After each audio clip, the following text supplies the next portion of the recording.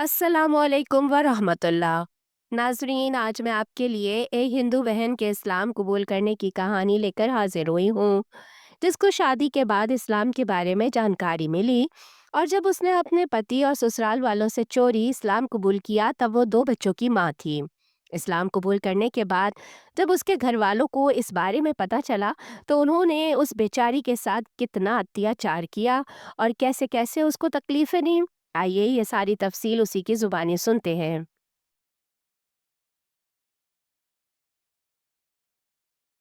अस्सलाम वालेकुम। इस्लाम कबूल करने से पहले मेरा नाम कविता था। मैं मुंबई में पैदा हुई और इब्तदाई तालीम भी मुंबई से ही हासिल की। और मेरा स्कूल बहुत बड़ा था। उस स्कूल में सिर्फ अमीरों के बच्चे ही तालीम हासिल करते थे।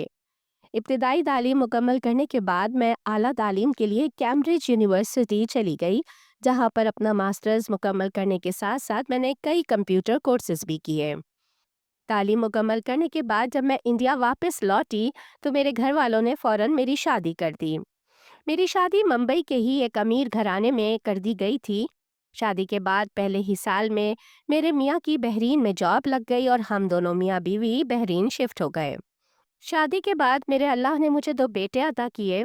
चूंकि मेरे हस्बैंड के माता पिता नहीं थे और उनकी एक ही बहन थी, इसलिए मेरी नंद समेत हम पूरी फैमिली ही बहरीन चले गए थे। मगर मैं आपको अपना थोड़ा-सा बैकग्राउंड बता दूँ कि बचपन से ही मैं ऐसे माहौल में पली-बड़ी थी कि हमारे घर में कट्टर हिंदूता सोच पाई जाती थी।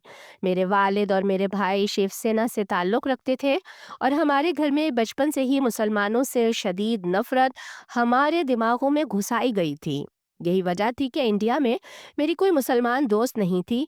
अगरचे मैं अपने घर में बचपन से ही बिल्कुल मुख्तलिफ मिज़ाज की थी, मुझे मुसलमानों से नफ़रत नहीं थी। मैं मुसलमान लड़कियों से दोस्ती भी करना चाहती थी, मगर मेरे माता-पिता की तरफ से इस चीज़ की इजाज़त नहीं थी, इसलिए बचपन से मेरी कोई मुसलमान दोस्त नहीं थी। इसके अलावा मैं बुतों की पूजा को भी पसंद नहीं करती थी। मुझे याद है कि एक मर्तबा जब मैं सिर्फ 7-8 साल की थी, मैंने अपने घर में रखी मूर्ति उठाकर वॉशरूम में रख दी थी। और जब मेरी वालिदा को वो मूर्ति वॉशरूम से मिली, तो वो बहुत नाराज़ हुईं। मगर मैंने उनसे कहा कि जो मूर्ति अपनी हिफाजत नहीं कर सकती, अपने आप को गंदी जगह से बाहर नहीं निकाल सकती, आप उससे कैसे उम्मीद लगा सकते हैं कि वो आपकी मदद करेगी? यही सवाल मैंने 10 सालों में कई मर्तबा पूछा और शुरू-शुरू में मेरे सवाल को पागलपन और नासमझी समझकर इग्नोर कर दिया जाता था।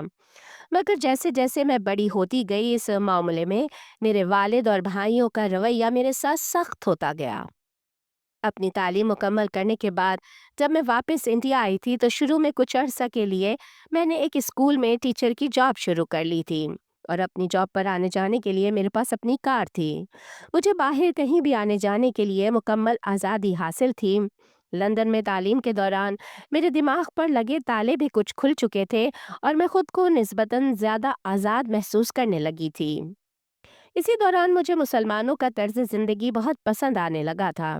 इसकी वजह ये थी कि मेरे साथ स्कूल में पढ़ाने वाली एक मुसलमान टीचर, उनसे मेरी बहुत अच्छी जान पहचान हो गई थी और इससे ज़्यादा उसकी छोटी बहन से, जो कि मेरी बहुत अच्छी, उनसे दोस्ती हो गई थी, जो कि मास्टर्स करके आजकल फारिग थी। इस तरह बचपन से मुसलमानों से दूर रहने के बाद ये मेरी ज़िंदगी में पहली बार किसी मुसलमान फैमिली से अच्छे ताल्लुकात बने थे और बहुत जल्द मैं उन दोनों बहनों के साथ घुल मिल गई थी। उन दोनों बहनों ने मेरे दिल में मौजूद मुसलमानों के लिए वो तमाम बुरे ख़यालात मिटा कर रख दिए थे, जो कि मेरे बाप और भाइयों ने मेरे दिमाग में भरे थे। उन दोनों बहनों से मिलकर मुझे अंदाज़ा हुआ कि हमारे हिंदू माशरे में इस्लाम और मुसलमानों से नफ़रत पैदा करने के लिए कितना झूठ फैलाया जाता है। उसके साथ साथ इस्लाम के मुतालिक मज़ीद जानने का शौक़ मुझे एक इस्लामिक सेंटर ले गया। ये इस्लामिक सेंटर मुंबई जामा मस्जिद के साथ मुल्हिक है और मैं वहाँ इस्लाम के मुतालिक जानकारी लेने के लिए गई थी। मगर मेरी बदकिस्मती कि मेरे भाई ने मुझे वहाँ जाते देख लिया और उस दिन मेरे घर में बहुत बड़ा हंगामा हुआ। मेरे भाइयों ने मेरी नौकरी भी छुड़वा दी और मेरे घर से बाहर निकलने पर भी पाबंदी लगा दी। उन दिनों जब मेरी जॉब छूट गई थी और मैं घर पर बंदी बनकर बहुत फ्रस्ट्रेटेड ज़िंदगी गुजार रही थी, तो मैंने एक बहुत अजीब ख्वाब देखने का सिलसिला शुरू किया। मेरे ख्वाब में एक चौकोर काला कमरा आता और कभी मैं खुद को उस कमरे के अंदर देखती और कभी उसके इर्द गिर्द। और जब भी मैं ख्वाब देखती तो मेरी आंख खुलने के बाद मेरा मुंह बहुत मीठा हो रहा होता था और मैं हैरान होती कि मिठास किस चीज़ की है। मगर उसके बाद जल्दी मेरे घर वालों ने मेरे लिए रिश्ता देखकर मेरी शादी कर दी। शादी के बाद जब मैं बहरीन आई तो यहाँ बहरीन में एक दिन शॉपिंग के दौरान मैंने पहली मर्तबा उसी चौकोर कमरे की पेंटिंग देखी। ये वही चौकोर कमरा था जिसको मैं शादी से पहले अक्सर अपने सपनों में देखती रही थी। तो मैं हैरान रह गई। मेरे पूछने पर दुकानदार ने बताया कि ये खाने काबा है। मगर मैं हैरान थी कि ये तो वही चार कोने वाला कमरा है जो कि मैं अक्सर अपने ख्वाबों में देखा करती थी। तो फिर खाने काबा के मेरे ख्वाब में आने का क्या मतलब था? जब मैं शादी के बाद बहरीन आई तो ये चूंकि एक इस्लामी मुल्क है, इसलिए यहाँ मुसलमानों की कसरत थी और हमारे इर्द गिर्द तमाम घरों में मुसलमान ही रहते थे। यहाँ सिर्फ हिंदू हमारी फैमिली थी, यानी मैं, मेरे मियाँ की बहन और मेरे दोनों बेटे। हम 5 अफराद के अलावा यहाँ मैंने कभी कोई और हिंदू नहीं देखा। यहाँ बहरीन में मेरी दोस्ती फातिमा नामी एक लड़की से हो गई और मेरा बहुत ज़्यादा उसके घर आना जाना था। मैं जब भी फातिमा को नमाज पढ़ते या कुरान पाक की तिलावत करते देखती तो मुझे बहुत अच्छा लगता। मुझे सबसे ज़्यादा मज़ा रमज़ान में आता, क्योंकि रमज़ान में वो अक्सर तिलावत करती रहती थी और मैं पास बैठकर कुरान मजीद सुनती रहती थी। इसी दौरान कई साल गुजर गए। मैंने कभी अपने ख्वाब और खाने काबा के बारे में फातिमा को कभी नहीं बताया था। मगर कई साल गुजरने के बाद वही खाने काबा फिर मेरे ख्वाबों में आने लगा और मैं खुद को खाने काबा के सामने नमाज पढ़ते हुए देखती। नाजरीन, वीडियो में आगे बढ़ने से पहले आपसे दरख्वास्त है कि अगर आप ऐसे ही दुनिया भर से इस्लाम कबूल करने वालों की कहानियाँ उर्दू हिंदी भाषा में सुनने में इंटरेस्ट रखते हैं तो प्लीज़ हमारे चैनल को सब्सक्राइब कीजिए ताकि हमारी वीडियोस आप तक मुसलसल पहुंचती रहें। और कमेंट सेक्शन में अपनी राय से आगाह ज़रूर कीजिए कि आपको ये वीडियो कैसी लगी। शुरू शुरू में तो मैं कुछ ना समझी, मगर फिर एक दिन मैंने कमरा अंदर से लॉक करके नमाज पढ़ी। मुझे नहीं मालूम था कि नमाज में उठते बैठते हुए क्या पढ़ना है, मगर सिर्फ एक लफ्ज़ अल्लाहु अकबर मुझे आता था, जो कि उठते बैठते नमाज के दौरान फातिमा पढ़ती थी। बस मैं नमाज की तरह से एक एक्सरसाइज कर रही थी और अल्लाहु अकबर कह रही थी। ये मेरी ज़िंदगी की सबसे पहली नमाज थी और वो दिन मेरी ज़िंदगी का सबसे खुशगवार दिन था। और उस दिन मैं कितना पुरसुकून महसूस कर रही थी, मैं अल्फाज में बयान नहीं कर सकती। फिर अपने हस्बैंड, बच्चों और नन से चोरी नमाजों का सिलसिला शुरू हो गया। मैं अक्सर अपने कमरे में अंदर लॉक होकर नमाज पढ़ने लगी। अगरचे मैंने इस्लाम कबूल नहीं किया था, मगर नमाज मुझे बहुत सुकून देती थी। फिर एक दिन मेरे मियाँ ने मुझे नमाज पढ़ते देख लिया। वो बहुत गुस्से से मेरे बाल खींच रहे थे और बहुत थप्पड़ मार रहे थे। मेरी नंद अलग मुझ पर चीख रही थी और बच्चे ये सारी सूरत हाल देखकर खौफजदा थे और वो अलग खड़े रो रहे थे। पहले पहल तो मैं अपनी चोरी पकड़े जाने पर बहुत खौफजदा हो गई, मगर फिर अचानक मेरे अंदर न जाने कहाँ से इतनी हिम्मत आई और मैंने कह दिया कि मैंने इस्लाम कबूल कर लिया है। हालांकि उस वक्त तक मैंने इस्लाम कबूल नहीं किया था और ये मेरी ज़िंदगी है, मैं जैसे चाहूँ गुजारूँ। उस दिन मेरे मियाँ ने मुझे बहुत मारा, मुझे कमरे में बंद कर दिया। मेरे घर से बाहर कहीं भी आने जाने पर पाबंदी लगा दी गई।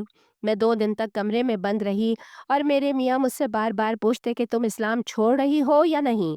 और हर मर्तबा मेरा इनकार सुनकर मुझे मज़ीद तशद्दुद का निशाना बनाया जाता। तीसरे दिन मेरा बड़ा बेटा कमरे में आया और मेरे बाजू पर सर रखकर रोने लगा। उसने मुझे बताया कि मेरे हस्बैंड ने अपनी बहन के साथ मिलकर मुझे जान से मारने का मंसूबा बनाया है।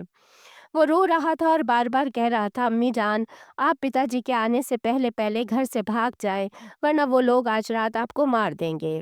मैंने अपने बेटे को बहुत समझाया कि ऐसा कुछ नहीं होगा, मगर मेरे बेटे ने जब मुझे उनके मुकम्मल प्लान की तफसील बताई, तो मुझे लगा कि वाक़ई वो ऐसा कर सकते हैं।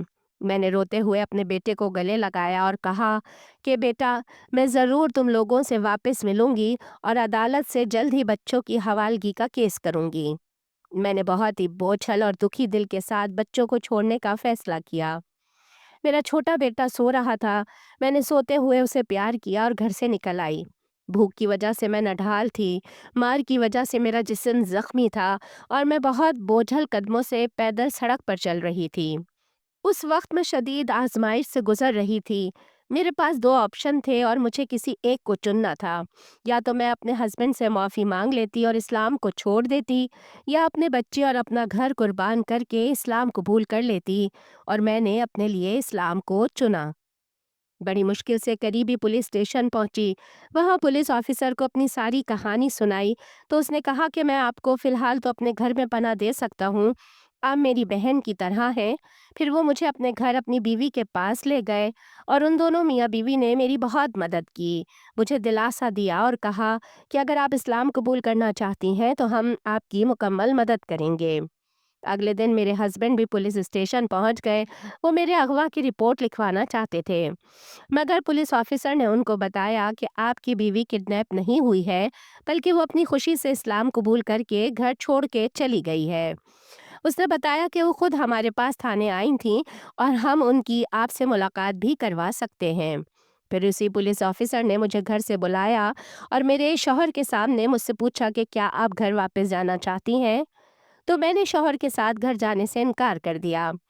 پہلے تو میرے شوہر مسلسل مجھے گھر لے جانے کی ضد کرتے رہے، مگر میرے مسلسل انکار کے بعد پولیس آفیسر نے کہا کہ آپ ان کو ان کی مرضی کے بغیر زبردستی اپنے ساتھ نہیں لے جا سکتے۔ اس ساری صورتحال کے بعد میرے پتی نے کہا کہ ٹھیک ہے، تم اپنا سارا بینک بیلنس، اپنے زیورات اور بچوں سے دستبردار ہو جاؤ اور لکھ کر دو کہ زندگی میں مجھ سے ان چیزوں کا کبھی مطالبہ نہیں کرو گی۔ میں نے ہر چیز اپنے شوہر کو لکھ کر دی اور پھر میرے ہسبینڈ وہاں سے چلے گئے۔ اس کے بعد وہی پولیس آفیسر اور ان کی بیوی نے میرے لیے ایک مناسب اسلامی لباس اور عبایا خریدا، کیونکہ میری ساڑی کافی پھٹ چکی تھی۔ اسی دن میں غسل کر کے لباس تبدیل کر کے ایک قریبی اسلامک سینٹر پہنچی تاکہ باقاعدہ اسلام قبول کرنے کی کارروائی کی جا سکے۔ اس اسلامی سینٹر میں کعبۃ اللہ کی بہت بڑی تصویر دیوار پر لگی ہوئی تھی۔ میرے پوچھنے پر بتایا گیا کہ یہ اللہ تعالیٰ کا گھر ہے اور دنیا بھر سے لاکھوں مسلمان ہر سال یہاں حج کرنے جاتے ہیں۔ میں اسے دیکھ کر رونے لگی، کیونکہ یہی کعبہ تو میں نے بارہا خوابوں میں دیکھا تھا۔ اسلامی سینٹر کے شیخ صاحب بہت ضعیف اور بزرگ ہستی تھے۔ انہوں نے نہ صرف مجھے کلمہ پڑھایا بلکہ مجھے اپنی بیٹی بنا کر گھر میں رہنے کی جگہ بھی دی، جہاں ان کی دو اور بیٹیاں بھی تھیں۔ میں نے اسلام قبول کرنے کے بعد اپنا نام نور فاطمہ رکھا۔ جلد ہی انہوں نے میرے لیے ایک مسلم فیملی میں رشتہ دیکھ کر میری شادی کر دی۔ میرے نئے شوہر کا نام عبداللہ تھا اور ان کی بیوی فوت ہو چکی تھیں۔ ان کی ایک 6 سالہ بیٹی ہے۔ شادی کے بعد میری پہلی خواہش خانہ کعبہ دیکھنے کی تھی اور الحمدللہ میرے اللہ نے مجھے عمرے کے لیے بلایا اور میں خوابوں میں نظر آنے والے اللہ کے گھر کو سچ مچ دیکھ رہی تھی اور مسلسل روئے جا رہی تھی۔ یقین مانیے، وہ میری زندگی کا سب سے خوشگوار دن تھا جس دن میں بیت اللہ کے سامنے کھڑی تھی اور میرے آنسو نہیں رک رہے تھے۔ اسلام قبول کرنے کے بعد میں نہ کبھی انڈیا گئی ہوں اور نہ جانا چاہتی ہوں۔ میرے بھائی بہت زیادہ مسلمانوں سے نفرت کرتے ہیں اور جیسا کہ میں پہلے بھی بتا چکی ہوں کہ ان کا تعلق شیو سینا سے ہے۔ میں جانتی ہوں کہ میرے اسلام قبول کرنے کے بعد وہ مجھے زندہ نہیں چھوڑیں گے اور مجھے قتل کر دیں گے۔ میں اللہ تعالیٰ کی شکر گزار ہوں جس نے مجھے سیدھے رستے کی ہدایت دی اور میں باقی زندگی اسلام کے مطابق گزارنا چاہتی ہوں۔ آپ بھی میرے لیے دعا کیجیے گا۔ السلام علیکم ورحمۃ اللہ۔